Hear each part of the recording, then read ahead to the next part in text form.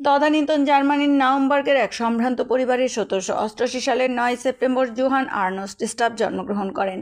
তার সম্পাদিত homeopathic journal archive for the homeopathic science of হিলিংয়ে ফিলালেথেস ছদ্মনামে তার জীবনী প্রকাশ করেন। এ জীবনীতে তার ছাত্র জীবন, হোমিওপ্যাথিতে রূপান্তর ও পরবর্তী চিকিৎসক জীবনের এক ক্রমবিকাশের চিত্র ফুটে ওঠে।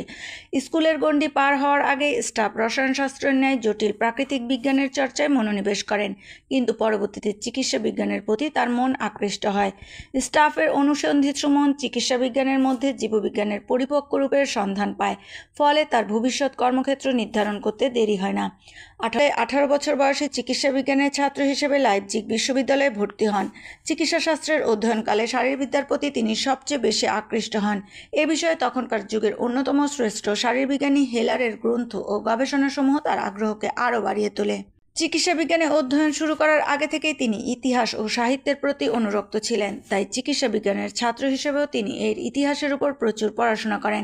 এর ফলে প্রাচীনকাল থেকেই চিকিৎসা শাস্ত্রের উন্নয়নে যেসব ক্রমবিবর্তন ও পরিবর্তন সাধিত হয়েছে এ ব্যাপারে তিনি সম্যক জ্ঞান লাভে সমর্থ হন। একজন সার্থক বিবেকী চিকিৎসক হিসেবে নিজেকে গড়ে তোলার জন্য তিনি এ বিষয়ে বিশদ জ্ঞান লাভের প্রয়োজনীয়তা অনুভব করেন। দীর্ঘ 7 বছরের অনুশীলন ও অধ্যয়নের পর 1813 সালের 10 জুন স্টাফ লাইপজিগ বিশ্ববিদ্যালয় থেকে কৃতিত্বের সঙ্গে চিকিৎসা বিজ্ঞানে স্নাতক হন। ডক্টর স্টাফ স্নাতক লাভের পরের বছর অর্থাৎ 1814 সালের 14 ফেব্রুয়ারি চিকিৎসা সনদ লাভ করেন। এরপর মাত্র 2 মাস পর 6 এপ্রিল চিকিৎসা বিজ্ঞানে ডক্টরেট ডিগ্রি লাভ করেন। চিকিৎসা শাস্ত্রে বিশ্ববিদ্যালয়ের সর্বোচ্চ ডিগ্রি নিয়ে ডক্টর স্টাফ এবার চিকিৎসকের কঠিন বাস্তব জীবনে প্রবেশ করেন। চিকিৎসা বিজ্ঞানের তত্ত্বগত শিক্ষা ও ব্যবহারিক জীবনে এর বাস্তব প্রয়োগে যে কতটুকু ব্যবধান তিনি সেটা সম্যকভাবে উপলব্ধি করতে পারেন। ফলে সর্বোত্তম চিকিৎসা পদ্ধতির সন্ধানে শুরু হয় তার দীর্ঘ অনুসন্ধান।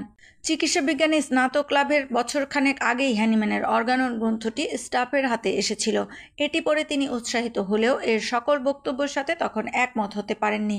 তার চিকিৎসক জীবনের ক্রমবিবর্তন সম্বন্ধে আর্কিভে প্রকাশিত ফিলালেথেসের লেখায় চমৎকার বিবরণ পাওয়া যায়। এতে বলা হয়, বিভিন্ন চিকিৎসা পণ্ডিতদের নির্দেশিত পথ অনুসরণ করেও তিনি এমন কোনো ফল লাভ করতে পারেননি যা তিনি চেয়েছিলেন বা যা তাকে সন্তুষ্ট করতে পারে। ফলে আপ্রাণ চেষ্টা সত্ত্বেও তিনি দেখতে পান যে তার কাঙ্ক্ষিত লক্ষ্য থেকে অসহায়ভাবে ক্রমশ অনেক দূরে সরে যাচ্ছেন। এমন বিস্ময়করভাবে অনুশীলিত বিজ্ঞানের একটি ক্ষেত্র থেকে তিনি নিজেকে প্রায় গুটিয়ে নেন। এর পরিবর্তে অন্যান্য প্রাকৃতিক বিজ্ঞানের চর্চায়, বিশেষ করে রসায়নশাস্ত্রে, যা তার কাছে বরাবরই প্রিয় বিষয় ছিল, তাতে আত্মনিয়োগ করার সিদ্ধান্ত গ্রহণ করেন। 1812 সালে হ্যানিম্যানের Organon of the rational art of healing বইটি তার হাতে আসে। এদিকে হ্যানিম্যান তার নব আবিষ্কৃত চিকিৎসা পদ্ধতি সম্বন্ধে 1805 সালে ফ্র্যাগমেন্টা দি ভিরিবুস নামে বই প্রকাশ করেছিলেন। তা বহুদিন থেকেই স্টাফের সংগৃহীত বইয়ের মধ্যে পড়েছিল। প্রথম দিকে হ্যানিম্যানের কিছু কিছু তত্ত্বের প্রকৃত বৈশিষ্ট্য ও যথার্থতা সম্বন্ধে তার সংশয় জাগে, তবে সূক্ষ্ম বিচার বিবেচনার পর এসব সংশয় ক্রমশ হ্রাস পায় এবং ধীর স্থির ও সংস্কারমুক্ত পরীক্ষা ও পর্যবেক্ষণের পর তা আরও সহজ হয়ে আসে। হোমিওপ্যাথি সংক্রান্ত বিভিন্ন পরীক্ষা নিরীক্ষা ও গবেষণা কর্মের সাথে স্টাফ বিভিন্ন পত্রপত্রিকায় এসব বিষয়ে প্রচুর লেখালেখি করেন। নিজের পরীক্ষিত বিষয় ঔষধের রিপোর্ট সহ হোমিওপ্যাথির সমর্থনে বিজ্ঞানসম্মত আলোচনা সমৃদ্ধ তার বহু প্রবন্ধ প্রকাশিত হয়। তার লেখাগুলোতে হোমিওপ্যাথিক চিকিৎসা বিজ্ঞানের প্রায় সকল বিষয়ে দিক নির্দেশনা থাকত। হ্যানিম্যানের নির্দেশিত নীতিমালা ও হোমিওপ্যাথির তত্ত্বসমূহের ব্যাখ্যা বিশ্লেষণ করে তিনি প্রায় সমসাময়িক হোমিওপ্যাথিক জার্নালসমূহে অনেক মূল্যবান প্রবন্ধ লিখেছেন। হোমিওপ্যাথিক চিকিৎসা পদ্ধতির নীতিমালা ও তত্ত্বসমূহের প্রকৃত ব্যাখ্যা বিশ্লেষণ করে চিকিৎসক সমাজে অনুকূল প্রভাব সৃষ্টির লক্ষ্যে স্টাফ 1822 সালে আর্কিভ ফর ডাই হোমিওপ্যাথিসে হেইল কুনস্ট নামে বিশ্বের সর্বপ্রথম হোমিওপ্যাথিক জার্নালের সম্পাদনা ও প্রকাশনা শুরু করেন।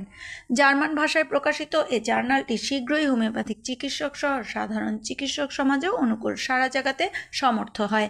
ক্রমেই এটা আদর্শ হোমিওপ্যাথির প্রচারে একটি শক্তিশালী মাধ্যমে পরিণত হয়। তার সবসময় কামনা ছিল হোমিওপ্যাথিক চিকিৎসক সমাজের ঐক্য। চিকিৎসক হিসেবে রাষ্ট্রীয় এবং সরকারি উঁচু মহলেও যে ডক্টর স্টাফের যথেষ্ট গুরুত্ব ও প্রভাব ছিল তার প্রমাণ পাওয়া যায় ডক্টর হার্টম্যানের একটি চিঠি থেকে। হার্টম্যান বলেন, 1821 সালের জানুয়ারি মাসের গোড়ার দিকে একদিন সকালে আমি বিস্ময়ের সঙ্গে দেখি যে আমাদের সমমনা নাউমবার্গের ডক্টর স্টাফ এসে হাজির হয়েছেন। প্রুশিয়ার যুদ্ধমন্ত্রী তাকে ডেকে পাঠিয়েছেন, যেন রাইন নদীর তীরে অবস্থানরত প্রুশিয়ান সেনাবাহিনীর যে মিশরীয় চক্ষুপ্রদাহ বা ট্রাকোমা রোগের প্রাদুর্ভাব হয়েছে তা হোমিওপ্যাথিক ঔষধের সাহায্যে নিয়ন্ত্রণে আনা যায় কিনা এ ব্যাপারে পর্যবেক্ষণ ও প্রচেষ্টা চালানোর জন্য একজন খ্যাতিমান চিকিৎসক হিসেবে সরকারি স্বীকৃতিস্বরূপ তাকে স্যাক্সনি রাজ্যের চিকিৎসা বিষয়ক উপদেষ্টা বা মেডিকেল কাউন্সিলর নিয়োগ করা হয়। চিকিৎসক হিসেবে শুধু যে নিজ দেশে স্টাফের নামডাক ছিল তাই নয়, অন্যান্য ইউরোপীয় দেশেও হ্যানিম্যানের একজন সার্থক অনুসারী ও বিজ্ঞ চিকিৎসক হিসেবে তার খ্যাতি ছিল। ব্রিটিশ রাজ পরিবারের পরিদর্শক চিকিৎসক হিসেবে তিনি দায়িত্ব পালন করেন। 1835 সালে ব্রিটেনের প্রতাপশালী রাজা চতুর্থ উইলিয়ামের পত্নী রানী অ্যাডেলেইড অসুস্থ হয়ে পড়লে ডক্টর স্টাফকে তার চিকিৎসাভার দেওয়া হয়। রানীর প্রত্যক্ষ চিকিৎসার জন্য তিনি জার্মানির নাউনবার্গ থেকে ইংল্যান্ডের পথে রওনা হন। ইংল্যান্ডে পৌঁছলে তাকে সসম্মানে রানীর বাসস্থান উইন্ডসর দুর্গে নিয়ে যাওয়া হয়।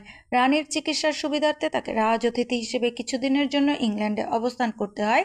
তার চিকিৎসায় রানী সুস্থ হয়ে উঠলে তিনি দেশে ফেরার অনুমতি প্রার্থনা করেন। রাজকীয় সম্মান সহকারে তাকে বিদায় জানানো হয়। 1860 সালের 11 জুলাই 72 বছর বয়সে জার্মানির কুসেন শহরে তিনি মারা যান।